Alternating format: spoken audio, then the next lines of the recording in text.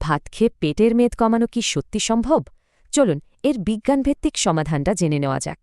অনেকের কাছেই এটা অবিশ্বাস্য মনে হতে পারে, কিন্তু বিজ্ঞান কি বলে জানেন? সাদা ভাতের মতো হাই গ্লাইসেমিক ইন্ডেক্সের খাবার রক্তের সুগার লেভেল খুব তাড়াতাড়ি বাড়িয়ে দেয়। তখনই শরীর ইনসুলিন পাঠায়। এই ইনসুলিনই কিন্তু কোষের মধ্যে গ্লুকোজকে ঢুকতে সাহায্য করে। কিন্তু সমস্যাটা হয় যখন প্রয়োজনের চেয়ে অনেক বেশি গ্লুকোজ শরীরে চলে আসে।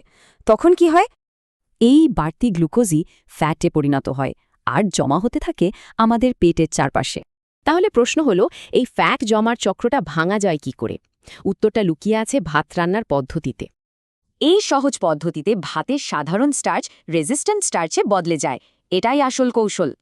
ভাবা যায়, এই পদ্ধতিতে রান্না করলে ব্লাড সুগার স্পাইক প্রায় 60% পর্যন্ত কমে যেতে পারে। শুধু তাই না, রেজিস্ট্যান্ট স্টার্চে ক্যালোরি যেমন কম, তেমনই এটা আমাদের হজমের জন্যও খুব ভালো। আচ্ছা, ভাত তো হলো, এবার পেটের মেদ কমানোর 5টা পরীক্ষিত উপায় দেখে নেওয়া যাক। প্রোটিন হজম হতে সময় লাগে, তাই বেশিক্ষণ পেট ভরা থাকে আর মেটাবলিজমও বাড়ে। কার্বোহাইড্রেট কম খেলে শরীর তখন এনার্জির জন্য জমিয়ে রাখা ফ্যাট পোড়ানো শুরু করে। একটা স্টাডিতে তো দেখাই গেছে, লো কার্ব ডায়েটে প্রায় 10 পাউন্ড ওজন বেশি কমেছে। একটা ভুল ধারণা হলো সেটআপে মেদ কমে। আসলে দরকার দৌড়ানো বা সাইক্লিংয়ের মতো অ্যারোবিক এক্সারসাইজ। ফাইবার সমৃদ্ধ খাবার হজম হয় ধীরে, ফলে অনেকক্ষণ খিদে পায় না আর ফ্যাটও কম জমে। ভাতের ওই পদ্ধতিটার সাথে এই ছোট অভ্যাসগুলো যোগ করলেই কিন্তু দারুণ ফল পাওয়া যায়।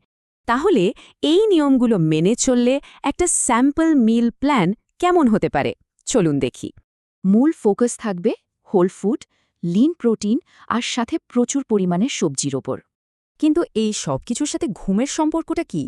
সম্পর্কটা কিন্তু ধারণার চেয়েও অনেক গভীর। ঘুম কম হলে খিদের হরমোন বেড়ে যায়, আর পেট ভরার হরমোন কমে আসে। খুবই সাধারণ ব্যাপার। শুধু তাই না, ঘুম কম হলে আমাদের অজান্তেই নড়াচড়া কমে যায়, ফলে ক্যালোরি বার্নও কম হয়। তাহলে সব মিলিয়ে মূল বিষয়গুলো কি দাঁড়ালো? চলুন এক ঝলকে দেখে নিই। এখন তো সব উপায় জানা। কাল থেকে তাহলে কোন ছোট পরিবর্তনটা দিয়ে শুরু করা যায়?